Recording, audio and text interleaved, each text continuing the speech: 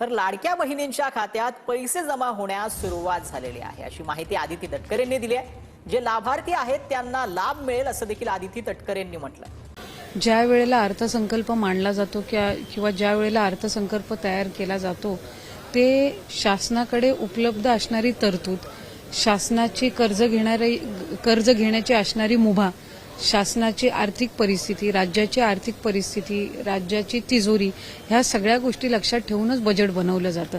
ते काय असं रँडमली बनवलं जात नसतं। एखादं ज्या वेळेला अर्थ व नियोजन विभाग ज्या वेळेला बजेट तयार करायला बसत असतं त्यावेळेला या सगळ्या गोष्टींवरच ते अर्थसंकल्प तयार केला जात असतो। त्याच्यामुळे ही जी विरोधकांकडून टीका होते की आर्थिक तरतूदच नाही, तर त्यामुळे ज्या वेळेला प्रत्यक्षात पुढच्या महिन्यापासून लाभ जायला सुरू होईल त्यावेळेला ज्याला त्याला जे काही आहे ते उत्तर निश्चितपणाने मिळेलच। आमचा विभाग म्हणून निश्चितपणाने हा प्रयत्न राहणार आहे की ज्या योजना महिलांसाठी वेगवेगळ्या विभागांतर्गत, जसं आज महिला व बालविकास विभागांतर्गत मुख्यमंत्री माझी लाडकी बहीण ही योजना असेल, पिंक रिक्षा योजना असेल, लेक लाडकी योजना असेल, यांची प्रभावीपणे अंमलबजावणी करणं ही आमची भूमिका असणार आहे। तसंच मुख्यमंत्री अन्नपूर्णा योजना जी जाहीर केलेली आहे तिथला संबंधित विभाग हा ती अतिशय चांगल्या पद्धतीने राबवण्याचा प्रयत्न करेल। उच्च व तंत्र शिक्षण विभागाने 3 महिन्यापूर्वी त्या खात्याच्या मंत्र्यांनी सन्माननीय चंद्रकांत दादांनी जाहीर केलं होतं की उच्च शिक्षणासाठी ज्या मुलींना आर्थिक परिस्थितीमुळे त्यांच्या शिक्षणामध्ये एक ब्रेक लागत असतो किंवा त्यांना अडचण येत असते त्यांच्यासाठी शासन हे निश्चितपणाने एक योग्य ते पाऊल उचलेल। त्याच्यामुळे त्या उच्च शिक्षणासाठी मुलींच्या योजना असेल, सवलत तर ऑलरेडी 50% हे प्रवासामध्ये एसटी प्रवासामध्ये दिली गेलेलीच आहे। लेक लाडकी योजना आम्ही अतिशय प्रभावीपणे त्या ठिकाणी अंमलबजावणी करत आहोत। त्याच्यामुळे मला साधारणपणे वाटतं की ज्या योजना काल महिलांसाठी, युवकांसाठी, शेतकऱ्यांसाठी, वारकरी बंधू भगिनींसाठी जाहीर झालेल्या आहेत, तृतीयपंथींसाठी जाहीर झालेला आहे, त्याच्यामुळे खऱ्या अर्थानं पुरोगामी महाराष्ट्राला अधिक पुढे नेण्यासाठी, प्रगतिशील बनवण्यासाठी, गती देण्यासाठीचं हे अर्थसंकल्प निश्चितपणाने आहे। सगळ्यात महत्त्वपूर्ण योजना ठरली ती लाडली बहीण योजना आणि ह्या योजनेमध्ये ज्यावेळेस काल GR निघाला आम्ही तो GR वाचत होतो। त्याला आलेल्या अर्जांची छाननी होणार आहे आणि लगेचच्या लगेच त्यांना जे काही तिथं पात्र अर्ज असतील त्यांच्यासाठीच्या लाभाची जी काही तरतूद शासनाने केलेली आहे त्याची पुढची प्रक्रिया केली जाईल। सेकंड फेज हा एक कंटिन्युअस प्रोसेस असणार आहे, त्याचं व्यवस्थितरित्या त्या GR मध्ये ते नमूद केलेलं आहे। यामध्ये दुसरा एक अडसर जो ज्याच्याबद्दल फार चर्चा होते ते म्हणजे इतर योजनांचा लाभ ज्या महिला घेत असतील आणि तो 1,500पेक्षा जर जास्त त्यामध्ये रक्कम त्यांना मिळत असेल तर या योजनेचा लाभ मिळणार नाही। आता 6,000 रुपये कुटुंबाला, शेतकरी कुटुंबाला मिळतात शेतकरी सन्मान योजनेमधनं। अनेक अशा योजना आहेत ज्याच्यातनं निश्चितपणे 1,500पेक्षा जास्त लाभ मिळतो। त्यामुळे अशा एकूण किती महिलांना याचा लाभ मिळू शकेल आणि किती महिला पॉप्युलेशन वाईज महाराष्ट्रात सध्या आहेत? साधारणपणे जो आम्ही रफली आकडा काढलाय त्याच्यात 2.5 कोटीपेक्षा जास्ती महिलांना या योजनेअंतर्गत लाभ हा निश्चितपणाने मिळणार आहे। 2.5 कोटीपेक्षा जास्ती महिलांना, साधारणपणे जर आपलं बघितलं तर 12-12.5 कोटीची लोकसंख्या आपण म्हणत असतो, त्यात 2.5 लाखापेक्षा कमी उत्पन्न असणाऱ्या ज्या महिलांचा जो निकष आपण ह्याच्यात लावलेला आहे त्यामध्ये साधारणपणे 2.5 कोटीपेक्षा जास्ती महिलांना या योजनेचा लाभ मिळणार। एक दुसरी महत्वाची गोष्ट म्हणजे याच्यासाठी जे लागणारं बँकचं खातं आहे हे त्या महिलेचं असणार आहे, पुरुषाचं नसणार आहे। कुटुंबाचा उत्पन्नाचा दाखला आहे जो अख्ख्या कुटुंबासाठी त्या ठिकाणी लागू असतो, पण खातं हे त्या महिलेचं असणार आहे, त्यामुळे त्या महिलेच्या खात्यामध्ये ह्याचा थेट लाभ जाणार आहे।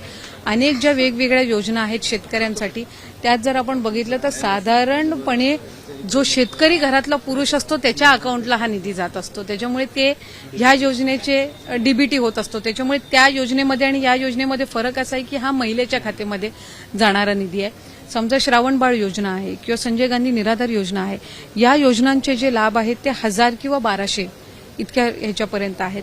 आपल्याला लाभ महिलेला द्यायचा आहे तो 1500 पर्यंत जायचा आहे। उदाहरणार्थ संजय गांधी निराधार योजनेचा 1200 रुपयाचा लाभ असेल तर वरची जी 300ची गॅप आहे ती ही योजना भरून काढणार आहे। त्याच्यामुळे 1500 रुपये शासनाकडून त्या महिलेला दरमहा मिळण्याच्या दृष्टिकोनातून ही योजना त्या ठिकाणी आखली गेलेली आहे। आणि त्या योजनांमध्ये आणि या योजनेमध्ये फरक असा आहे की त्या योजना या फक्त विधवा, निराधार किंवा ज्या आर्थिक म्हणजे दुर्बल महिला असतील या घटकांसाठी आहे। ही योजना 21 वर्षापासून ते 60 वर्षाच्या महिलांसाठी लागू आहे, त्याच्यामुळे विवाहित सगळ्या महिलांसाठी ही योजना ही लागू आहे। त्याच्यामुळे संजय गांधी निराधार योजना याचं असणारी जी संख्या आहे ही या तुलनेमध्ये कम्प्लिटली मर्यादित आहे. त्यामुळे विवाहित सगळ्या स्त्रियांना ज्यांचं आर्थिक उत्पन्न 2.5 लाखापेक्षा कमी आहे त्यांना या योजनेअंतर्गत लाभ मिळणार आहे. 43,000 करोडची जी तरतूद या योजनेसाठी विशेषतः करण्यात आलेली आहे ती फक्त या वर्षभरापुरती आहे की ती पुढे कंटिन्यू होणार आहे?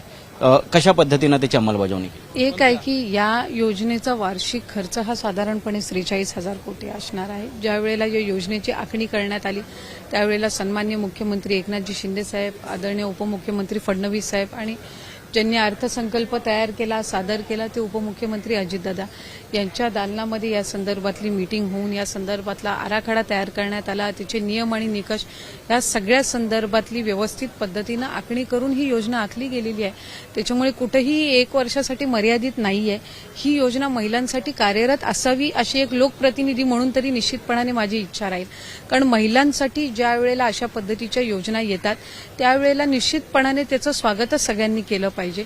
कारण तुम्ही जर बघितलं तर साधारणपणे महिलांना आर्थिकरित्या सक्षम करण्यासाठी किंवा त्यांना कुठं ना कुठं तरी एक अर्थसहाय्य उपलब्ध करून देण्याच्या दृष्टिकोनातून या योजना आहेत आणि या बंद पडणं ह्या कुठल्याही लोकप्रतिनिधीच्या दृष्टिकोनातून दुर्दैवीच असणार आहेत.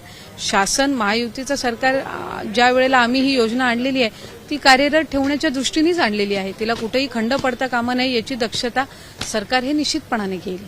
आणि त्याचबरोबर या महिलांना आर्थिकरित्या सक्षम करण्याच्या दृष्टिकोनातून हे जे युनिट आहे हे नक्कीच पुढच्या कालावधीमध्ये महत्त्वपूर्ण ठरणार. असा संकल्प ताई पूर्ण राज्यभरासाठी आपण हा राबवणार? साधारणपणे नागपूरमध्ये असेल किंवा आज रायगडमध्ये हा रोह्यामध्ये आपण सुरू केलेला आहे. पुढच्या कालावधीमध्ये अधिकाधिक याचा विस्तार व्हावा.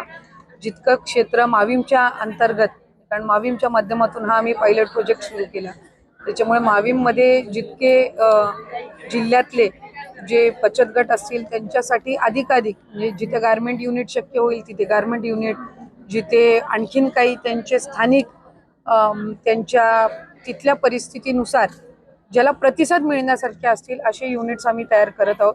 यंदाच्या वर्षीपासून राज्याचे मुख्यमंत्री फडणवीस साहेब, दोन्ही उपमुख्यमंत्री शिंदे साहेब आणि अजितदादा यांच्या नेतृत्वाखाली मंत्रिमंडळामध्ये उमेद भवन म्हणजे पहिल्या टप्प्यामध्ये 10 जिल्ह्यांचं त्याच्यामध्ये निर्णय झालेला आहे की 10 उमेद भवन हे वेगवेगळ्या 10 जिल्ह्यांमध्ये तयार केले जातील.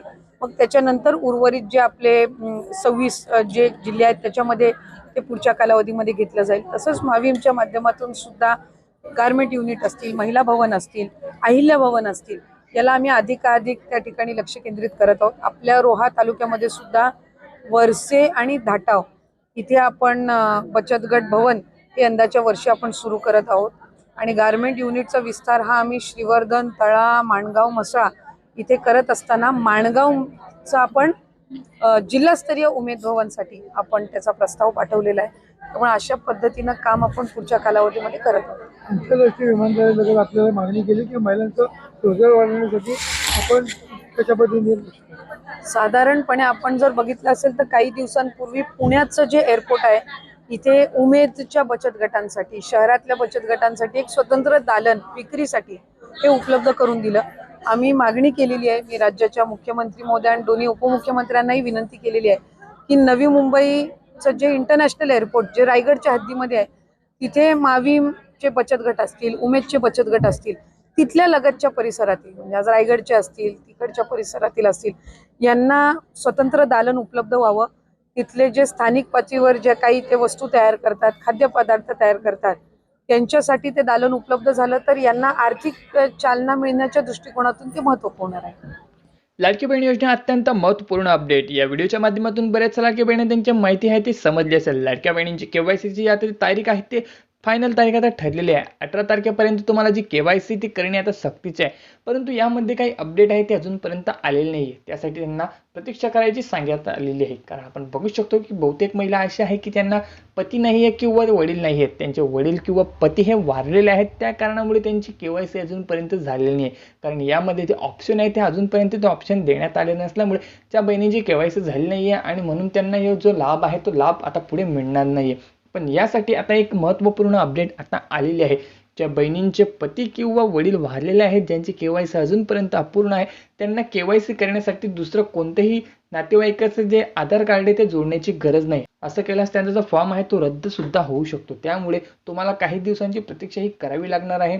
तुम्हाला त्यामध्ये एक नवीन ऑप्शन बघायला मिळणार आहे. त्यानंतरच ही KYC करावी लागणार आहे. आपण बघू शकतो की KYC करायच्या वेळेला संबंधित जो व्यक्ती आहे म्हणजे तुमचं जे आधार कार्ड आहे ते तुम्हाला तिथे टाकावं लागतं. त्यानंतर त्या नंबरवरती एक OTP सेंड केला जातो. त्यानंतर दुसरा जो ऑप्शन असतं त्यामध्ये पती किंवा वडिलांचं जे आधार कार्ड आहे ते टाकावं लागतं. परंतु 2 नंबरचं ऑप्शन सध्या आता यामध्ये अपडेट येणार आहे, ज्यांचे जे पती किंवा वडील वारलेले आहेत. यासाठी अजूनपर्यंत अपडेट आलेली नाही, परंतु आता आपण न्यूज चॅनल बघू शकतो किंवा JR सुद्धा बघू शकतो. त्यामध्ये सुद्धा सांगण्यात आलेलं आहे की तुम्हाला काही दिवसांची प्रतीक्षा ही करावी लागणार आहे.